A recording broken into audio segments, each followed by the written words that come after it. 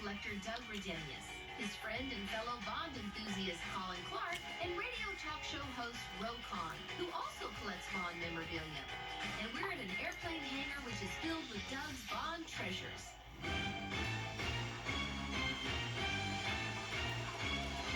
So what is this cool thing? It's a boat, it's a car, it's a plane. What is it? Well, it's called a Q-boat, and it's from The World Is Not Enough.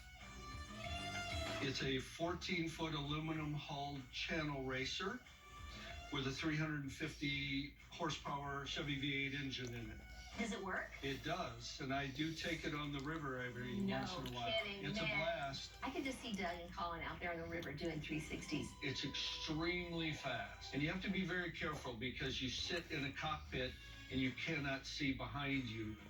It was actually driven by Pierce Brosnan quite extensively in the film on the Thames River in London. They used a variety of them. They had some shells that they kind of catapulted and blasted through some buildings. We acquired this from the studio, but this is one of our favorites. What makes it one of your favorites? Well, I think it's really the first time a boat played an extensive part in the film. That Q-boat has a lot of value because it comes from the Pierce Brosnan era, and it may be the most iconic vehicle in that era. In part because that scene of Pierce Brosnan going down the Thames in that boat is used in almost every promotional item that promotes Bond series. Bro, you need to have them take you out. Yes, I do. There's not a lot of room for me, but we can work it out.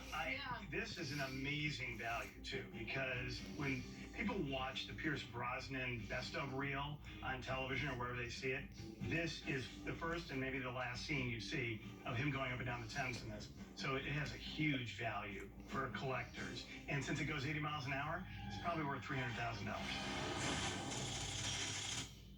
I think that's a little light.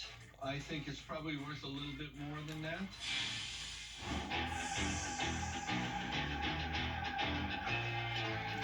So where does one find a submarine? The Intrepid Aircraft Carrier Museum in New York. They had this? They did. They were given this submarine as a gift. The submarine from Your Eyes Only is called the Neptune in the film. They built this in the studios from scratch. They kept it for a long time, sat on a pier in New York, endured salt water in winters. One day, someone at the museum said it has no military significance, let's get rid of it. They placed a call out to the producers in California and said, we have one of your submarines from one of your Bond movies. Do you want it back? And they said no, but we know a couple of guys that might like to have it.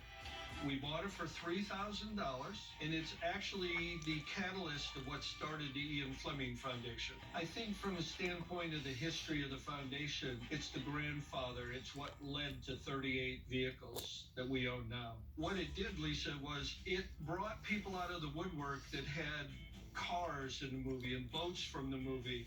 So we had a direct pipeline that we really didn't even have to work toward. Does it work? It did. It doesn't anymore. And how much is it worth? Well, because it is a submarine, and as Doug said, it's hard to park a submarine somewhere. It has a little less value than some of the other items here, but it's probably in the $100,000 to $150,000 range if you were to sell it today.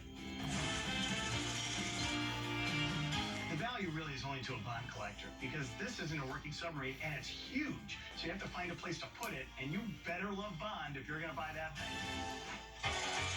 Coming up on Collector's Call, you might remember this huge piece of machinery from one of Daniel Craig's Bond movies. I was aware that the excavator was used in the pre-title sequence of Skyfall. And then, Ro has a trade item for Doug that can't be shaken or stirred. Watch me sell this. One of the best chases in the history of Bond. Next week on Collector's